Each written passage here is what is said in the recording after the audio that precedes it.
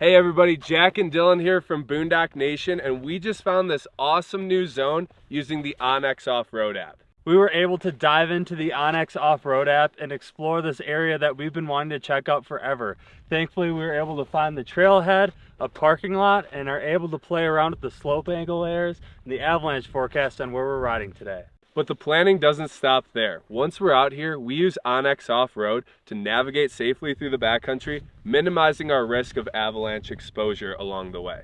So let's dive into the app and show you exactly how we do that using onX Offroad's features. The onX Offroad app is full of information about trails and trailheads that'll get you into the backcountry, whether it's summer or winter. But we spend most of our time in snow mode.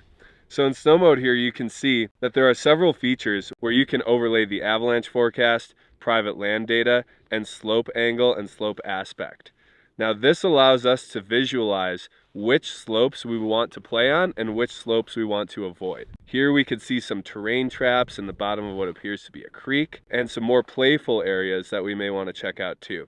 Those are just a couple of features within the onX Offroad app that we use every single day that we're on the mountain. So go check out onX Offroad, download the app, and start planning your sled trip today.